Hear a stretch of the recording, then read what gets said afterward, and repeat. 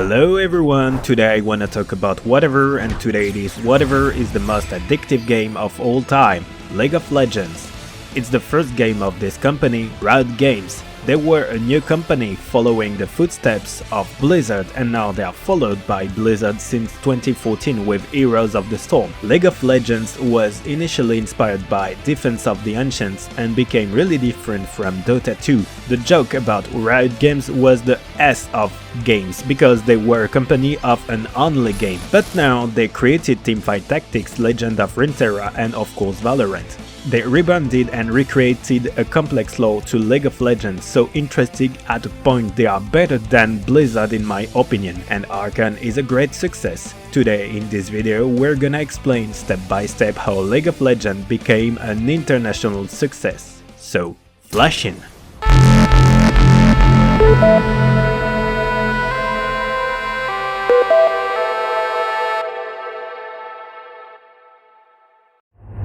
The genesis of Riot Games.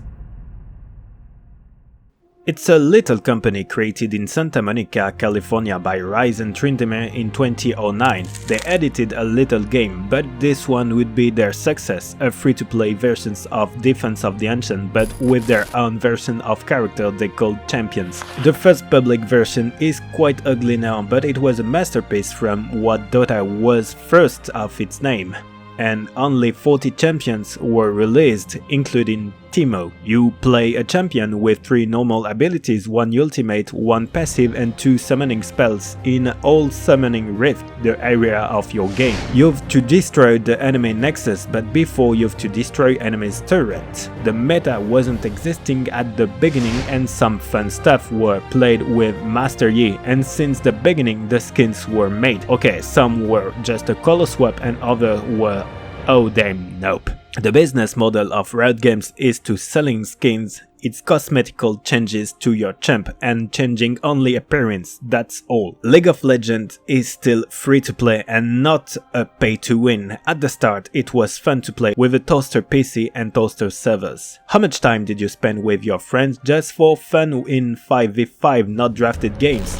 This was a social media itself. It was a masterpiece of what a competitive game was. Like basketball, their era is still the same, with different champs. How can you not watching any competition with a game like this? Everyone wants to be challenged in it. Of course, when you have a potential transnational game like this, what do you make for being played? Actually nothing from Riot Games at the beginning. The players made competitions, and actually Riot saw how profitable their image was, and that's how they made the first World Championship in this game.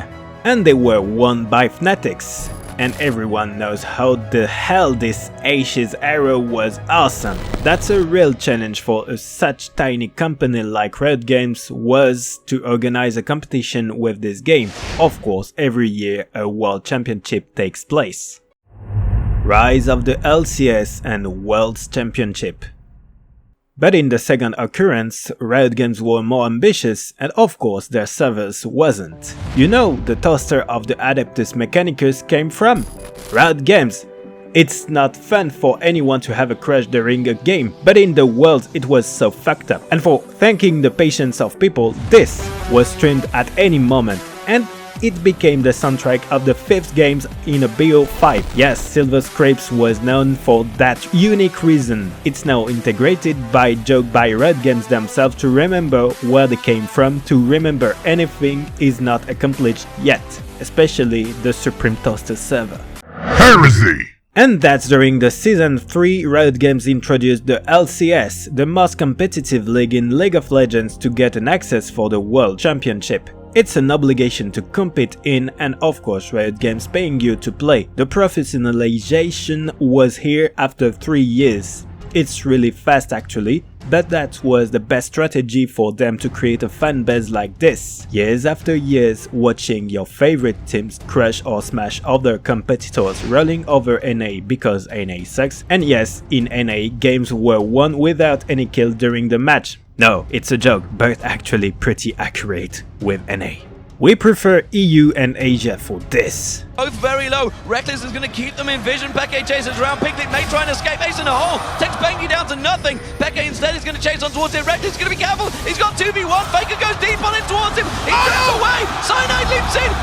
one. Now Peggy's running for his life.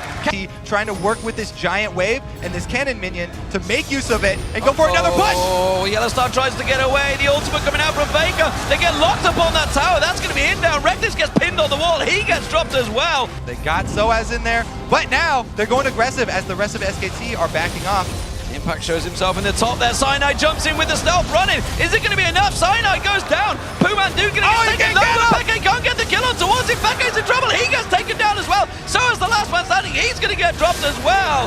And just like that, it's another bunch of kills for SK Telecom. Oh, do you remember the Moscow 5, the Gambit Gaming? The Russians playing and invented the actual meta in League of Legends because they actually optimized and performed in EU LCS, especially counter jungling and such a strange Warwick barbarian. It was fun to watch them, but the true legendary team in EU is Fnatic. Down, and they are just going to pile straight up towards those super minions in the base. You can see there's coming in there. Peke is desperately on towards the Nexus. Kevin is going to be able to get him towards him. He's trying to do it, but meanwhile they're in the base. Yellowstar's trying to defend them in the base. Peke is trying to take the Nexus down. Is anyone going to be able to deal with this one? Catches him with another axe. He's very low on health right now. They're pushing on the Nexus to his Peke's back to get it. I do not believe it. Peke's stuck in there. Catching it. Takes down the Nexus. Oh, nostalgia! Put it directly in Vince! And if you remember this backdoor, it was actually during the Season 2 in IEM. But for the first time of their history, Koreans participated in World Championship in Season 3, and that's how a team, and more specifically a player, became the true god of mid lane, the best League of Legends players of all time, Faker in SK Telecom. And is still a legend. Yes, SK Telecom won 3 times the World Championships, and this was an incredible performance. Most importantly, the Korean competition is probably harder than the world's. The top 3 in Korea can be world champions. And at another side, we see the great Chinese dragon taking advantage with its great number of players and this big country, big competitor in this game too. 2 Chinese teams had a world crown. This was the beginning of one of the greatest company in video games. A tiny company from Santa Monica became this giant in only 10 years. Right now I'm supporting the French team named Carmine Corp. For what reason? Him. Reckless, the former Fnatic ADC, why this most valuable ADC in Europe playing in 2nd league in France? Because Reckless is too valuable for any structure except a Division 2 team created by Kameto, the same guy gathering friends during the Pixel War in Reddit. Yes, the French people is completely crazy about LEC and most importantly LFL. When the student surpassing the master. The best ad for Riot Games actually is esports. They increase the number of servers per regions and the spectacularity of their show around the globe, and of course the number of players each day. They improved the formula of their tournament, increased the number of leagues, obviously the numbers of skins and some features. But actually esports is not the only thing bringing more players. And by the way, with their success in League of Legends, they created some other games for justifying the S in Riot Games. The Auto Chess Battler Teamfight Tactics, the trading card games Legends of Frontera, the FPS Valorant, the RPG Run King and other games they'll be releasing. Right now, if you watch Riot Games, you'll see a resemblance with another great video games company, Blizzard, and it's not random. Actually, Riot Games was inspired by this other Californian company since the beginning. They created their own games with champions, obviously inspired by Warcraft, and after years, Riot Games started to innovate and more, take inspiration from anywhere else like Genshin Impact or Japanese anime. It's really interesting how League of Legends is a sandbox for creation by multiple universes with skins. And that was inspired also by Fortnite. I wanna talk about Fortnite in another video, don't worry. When they created skins like Arcades or Star Guardians or KDA, they took another way from the role-playing Warcraft and D&D, like with their music. They're making metal, electro dubstep and Japanese animation styles. For selling skins, they put a lot of time now and they change their process to make a skin, and also they change their process to integrating a new champion. And after skins, they removed the ancient lore of League of Legends and remade a new lore, and that was pretty brilliant. For being more attractive to a skin, you must be personally involved with your champion and the story. That's how they created the lore of Runeterra, an entire rewriting of few characters, making an entire organic world without many chaos. There are no goods, no villains.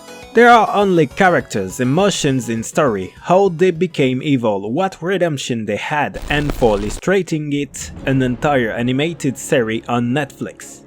That's how they created Arcane, making new lore with lots of factions, not only two, and making organic stories about. Make the beginning where it's interesting for everyone, Piltover and Zone. Why? Jinx, probably the most profitable character of the company after Hasagi! And probably Fortiche, the French studio behind Riot Games clips, was more inspired by Jinx's story. Jinx and Vi, two sisters with completely different fates. Two towns in opposition, one rich and bright, the other corrupted and poor, or not. That's not as simple as that, and even my favorite champ ever, Jace, understood the problems.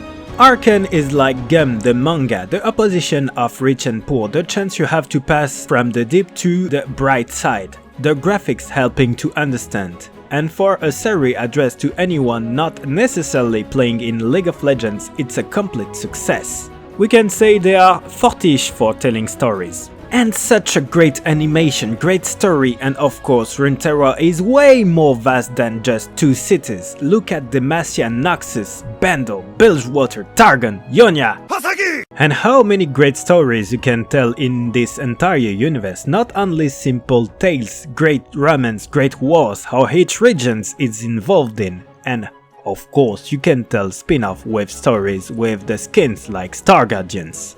League of Legends is not only a game, it's an entire universe, and there must be something that interesting you, more specifically if you love Japan. Hasagi! Where Riot Games are strong is to tell stories, way more interesting than Blizzard actually. Right now the success of Arcane cannot be contested by anyone in opposition of Warcraft the movie. Why? Because Arcane is a series focused on a short part of Runeterra, and you can develop the universe more with a series rather than 2 hours of a movie. The actual problem of Warcraft is not the universe itself, but probably the format of the movie.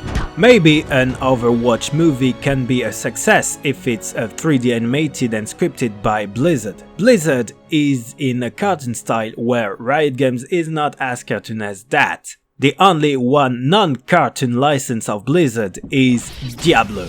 That's all. But when I see how Diablo Eternal takes you for a milky cow, I don't fucking want to play it. I really prefer Genshin Impact. Right now I think it's good for Blizzard for being integrated by Microsoft. Riot Games is actually owned by Tencent Game, this Chinese company also owning Epic Games. That's why you see Jinx in Fortnite. And when I see Riot Games working in a fighting game, it can be taken seriously as a competitor to Street Fighter 6 or maybe Smash Bros Ultimate, because Big N is not interested in putting money on online servers and esports. Conclusion. Riot Games is the definition of current esports competition. It's by them you can concretely see esports everywhere, even in other games like Fortnite. You want to play a game with your friends want to play too, but most importantly, if the game can bring you a great narrative lore, the bonus puts you to spend all your money into skins, and that's the business model of Riot Games. You can own fastly champions, but not modify stats with money. In the industry, Riot Games is a model of what to do to get player addicted in. More they'll like their game, more they'll spend time and money into. That's a new way to generate money, and of course playing for free is just entering into the rabbit hole. The competition creates you interest for challenge and the lore creates you interest in buying skins. That's the end of the video. I hope you enjoyed it. Let a like, a comment and subscribe to this YouTube channel for more new videos I let you here on internet and flash out.